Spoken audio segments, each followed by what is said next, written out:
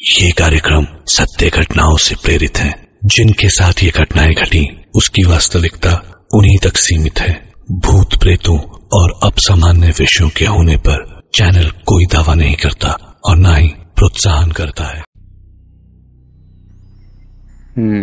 सो hey everyone, कैसे हैं आप सब। मेरा नाम है दीपक विश्वकर्मा और आप देख रहे हैं dark legend horror stories YouTube channel, जहां मैं रोज़ आपको डरावनी कहानियां सुनाता रहता हूं।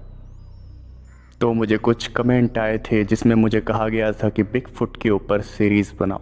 तो जैसा कि आप सब जानते हैं कि कल जो है वो वेंडिगो की जो सीरीज़ थी 3 पार्ट की, वो मैंने ख़त्म कर दी है। अगर आपने नहीं सुनी तो ज़रूर से सुनिएगा।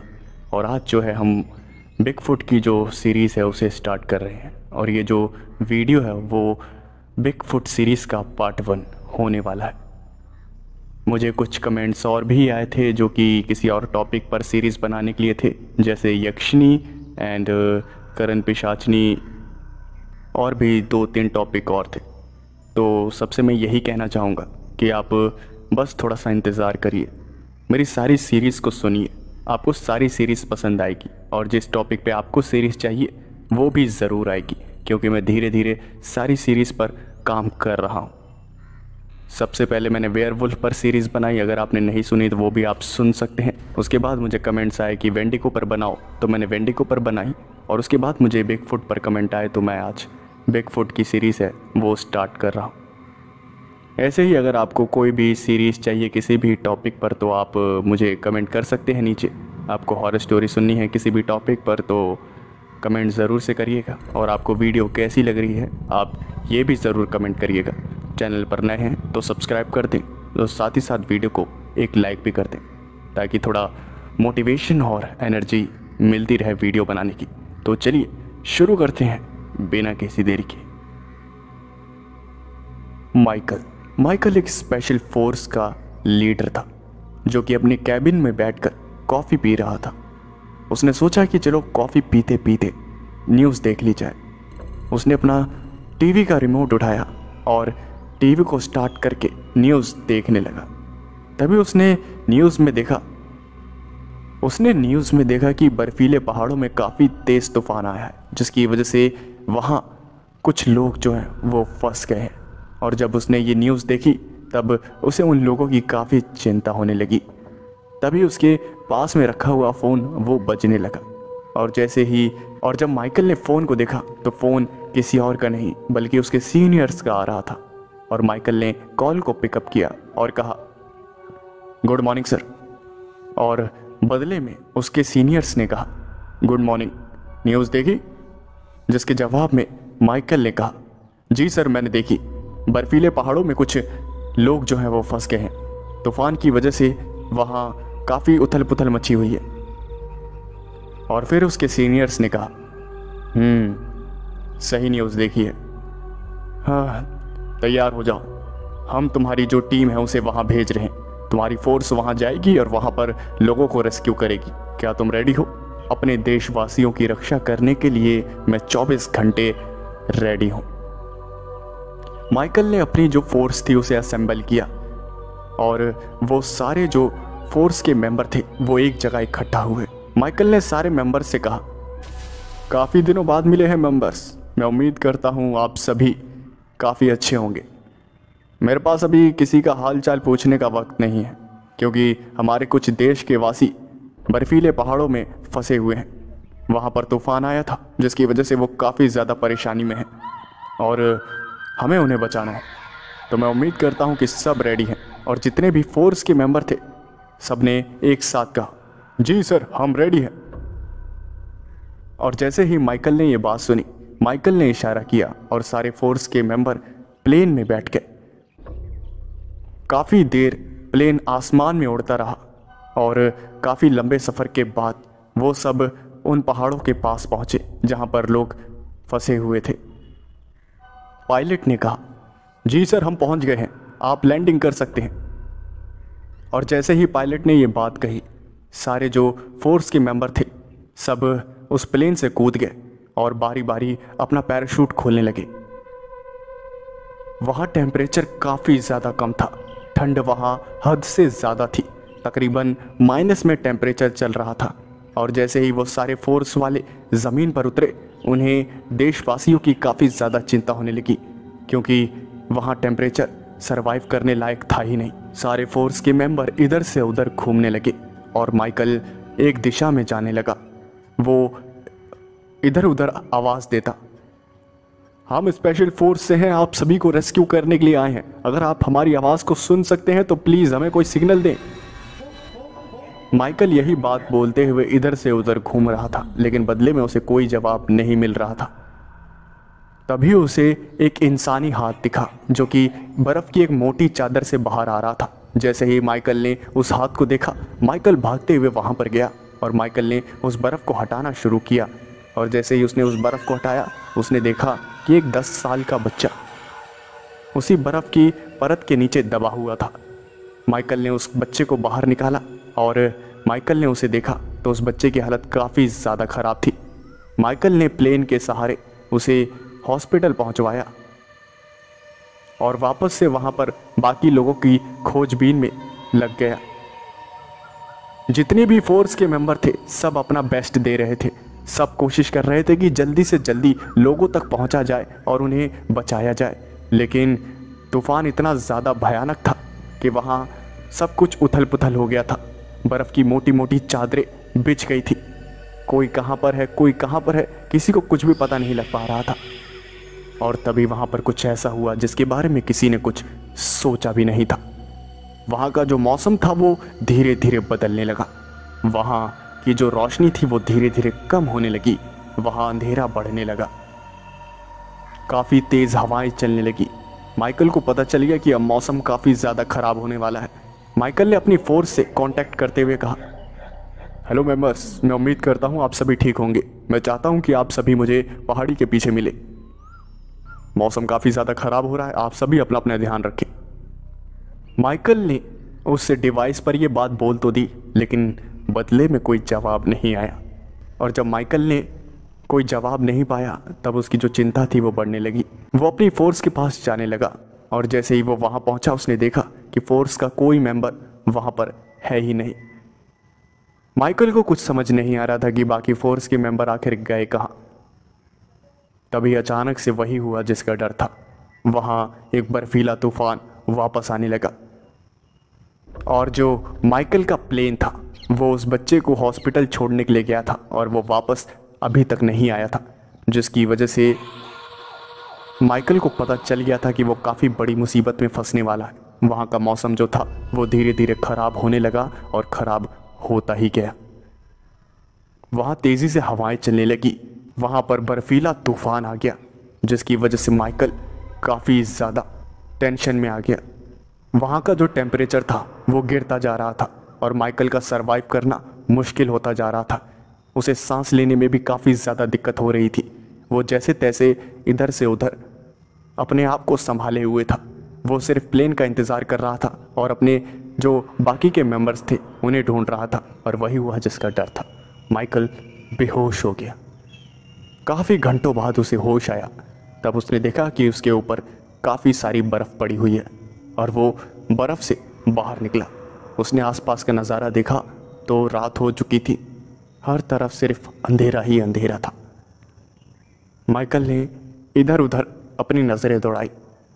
उसने सोचा कि शायद उसके जो बाकी के मेंबर्स थे वो इधर ही उधर होंगे, इसलिए उसने अपने मेंबर्स को ढूंढना शुरू किया। लेकिन काफ़ी घंटे अपने मेंबर्स को ढूंढने के बाद भी उसके मेंबर्स उसे नहीं मिले और माइकल काफ़ी ज़्यादा परेशान होने लगा। रात जैसे जैसे बढ़ती जा रही थी, टेम्परेचर और भी ज़्यादा गिरता जा रहा था। तभी उसने कुछ देखा, जिसे देखने के बाद उसकी हालत जो है वो ख़राब होने लगी। माइकल को अचानक से वहाँ आसपास से काफ़ी भारी भारी कदमों की आवाज़ें आने लगी, जैसे वहाँ पर कोई आ रहा था। माइकल चुपचाप से एक जगह छुप गया और जब उसने वहाँ का नज़ारा देखा तब उसकी हालत ख़राब हो गई। उसने देखा तकरीबन 15 फुट का एक जायंट विशाल काय बिगफुट चलते हुए एक दिशा में जा रहा था और उसके हाथ में एक इंसान था और वो इंसान और कोई नहीं, माइकल की फोर्स का एक मेंबर था। और उसकी हालत देखकर लग रहा था कि वो बेहोश है। वो बिगफुट उसे अपने कंधे पर उठाए हुए था और चले जा रहा था।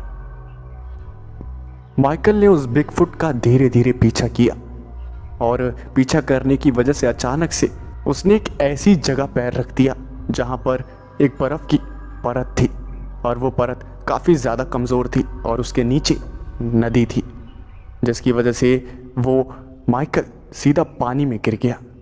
और पानी इतना ज़्यादा ठंडा था कि माइकल का जो शरीर था वो जमता जा रहा था और सुन्न पड़ता जा रहा था।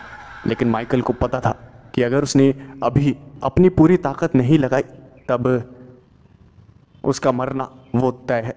माइकल ने ज़ोरदार घूंसे उस परत पर मारना शुरू किए, जिसकी वजह से वो जो पानी की परत थी जो कि जमी हुई थी वो टूट गई और माइकल जैसे तैसे करके बाहर आया।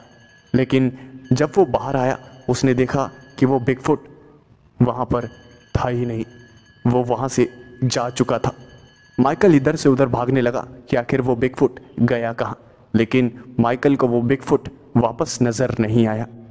अब उसे चिंता होने लगी थी कि अगर वो जो बिगफुट था वो लोगों को अपने साथ ले जाकर उन्हें मार देगा। माइकल यही सब सोचता जा रहा था और उसकी टेंशन बढ़ती जा रही थी। माइकल को चक्कर आने लगे और माइकल बेहोश हो गया और सीधा उसकी आंख सुबह सुबह खुली। सुबह सुबह वो वापस उठा और उसने अपना जो कम्युनिकेशन डिवाइस था उसे निकाला और उसने देखा कि वो जो कम्युनिकेशन डिवाइस था वो ख़राब हो गया था। माइकल उस बर्फीले इलाके में भटकता रहा और उसके दिमाग में सिर्फ दो ही बातें चल रही थी। क्या उस बिगफुट ने लोगों को मार दिया होगा?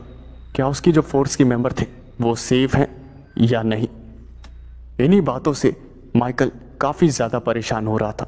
वो सिर्फ दुआ कर रहा था कि उसके जो फोर्स के मेंबर्स हैं और जो बाकी के आम आदमी हैं उन्हें कुछ भी ना हो। उसे पता था कि गवर्नमेंट जल्द से जल्द सर्च रेस्क्यू ऑपरेशन चलाएगी और कई सारे जो आर्मी के ऑफिसर्स हैं वो वहाँ पर आ जाएंगे। लेकिन तब तक माइकल को हिम्मत नहीं हारनी है और बाकी के लोगों को ढूंढते रहना है। इधर से उधर भटकते हुए माइकल को रात हो गई, लेकिन उसे कोई भी सुराग नहीं मिला। माइकल तकरीबन रात के 12 बजे इधर से उधर भटक रहा था। आसमान में जो तारे थे वो चमक रहे थे और ठंडी ठंडी हवाएं जो थी वो चल रही थी। माइकल काफ़ी ज़्यादा परेशान हो गया था। उसके बैग में थोड़ा बहुत खाने का सामान था जिसे वो खाकर अपना गुजारा चला रहा था। माइकल को एक ट्रेनिंग दी गई थी जिसमें उसे बर्फ़ का घर बनाने का तरीका बताया गया था और माइकल ने काफ़ी मेहनत के बाद एक छोटा सा जो घर था उसे तैयार किया और माइकल उसी के अंदर चला गया। उसे उस घर में गए हुए कुछ ही देर हुई थी तभी वहाँ पर फिर से भारी भारी कदमों की आवाज़ आने लगी और ये वही आवाज़ थी जो उसे पहले आई थी, यानी कि बिगफुट की। बिगफुट वहाँ आस ही पास था। माइकल बाहर निकला और उसने अपनी बंदूक को निकाला। जिस दिशा से वो भारी भारी कदमों की आवाज़ें आ रही थी माइकल उसी दिशा में भागता हुआ गया और माइकल जब उस आवाज़ के पास पहुंचा तब उसने देखा कि वो बिगफुट कहीं जा रहा था और माइकल फिर से उस बिगफुट का पीछा करने लगा। माइकल काफ़ी ज़्यादा सतर्क था। माइकल पूरा ध्यान रख रहा था कि उस बिगफुट को पता ना चले कि कोई उसका पीछा कर रहा है, जिसकी वजह से माइकल दबे पांव धीरे धीरे उस बिगफुट के पीछे चले जा रहा था। तभी उस बिगफुट ने कुछ ऐसा कहा जिसे सुनने के बाद माइकल के होश उड़ गए। उस बिगफुट ने कहा, मेरा पीछा मत करो, मेरा पीछा करने से कुछ नहीं मिलने वाला तुम्हें। तुम्हारे जो लोग हैं और तुम्हारे जो साथी हैं वो मेरे पास ही हैं और सुरक्षित हैं।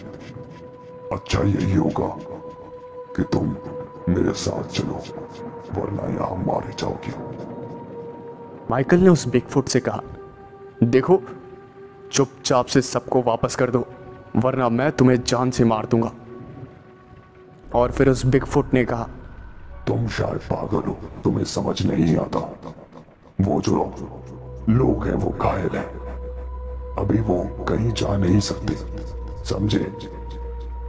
और तुम्हारे इस खिलौने से मुझे खरोच तक नहीं आएगी। ये कहकर वो बिगफुट वहां से जाने लगा और ना चाहते हुए भी माइकल ने उस बिगफुट के पैर पर गोली चला दी।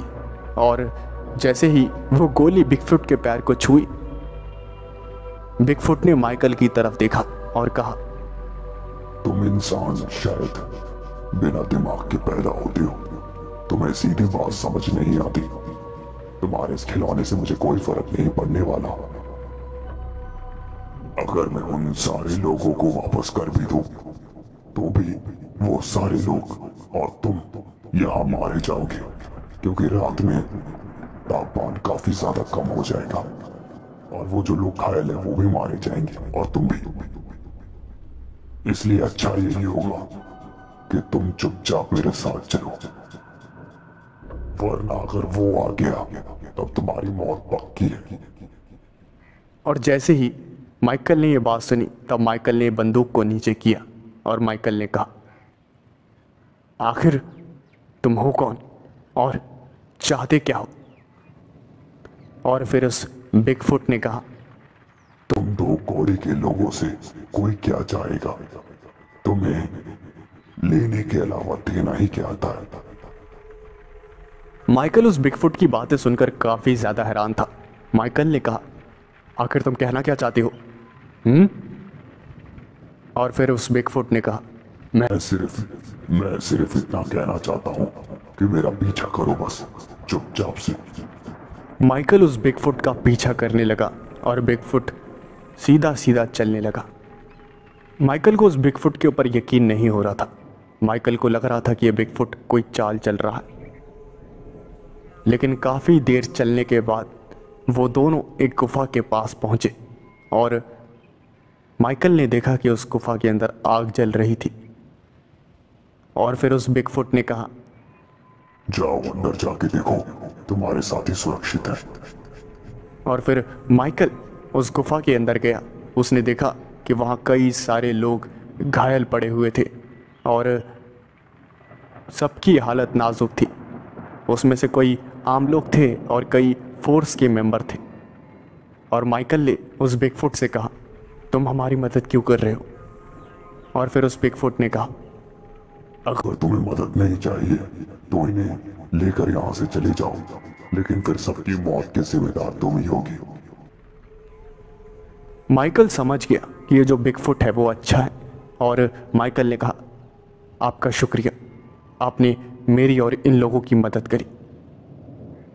उस बिगफुट ने अपनी गुफा में से कुछ फल निकाले और वो फल माइकल को देते हुए कहा, ये लो खा लो, तुमने कुछ खाया नहीं होगा। मैंने तुम्हें कल रात को ही देख लिया था और मैं तुम्हें ढूंढते हुए ही आया था। कल रात पता नहीं तुम कहां चले गए थे।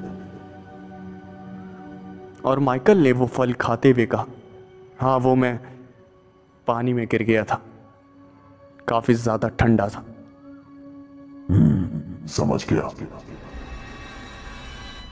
तभी उस गुफा के बाहर से कई सारी चीखने चिल्लाने की आवाजें आने लगी और जिसे सुनने के बाद माइकल ने कहा, ये आवाजें कैसी हैं? और फिर उस बिगफुट ने कहा, तुम सिर्फ अंदर बैठे रहो, मैं आता हूं अभी। कोई शोर शराबा मत करना। और ये कहकर वो बिगफुट उस गुफा के बाहर गया और माइकल ने छुपकर देखा तो उसने देखा कि वहां तकरीबन 8 से 10 बिगफुट खड़े थे। और वो जो सारे बिगफुट थे वो काफी ज्यादा विशालकाय थे और वो उस अच्छे बिगफुट से कह रहे थे, तुमने उस इंसान को क्यों छुपा कर रखा है और बाकी लोगों की भी तुम मदद कर रहे हो?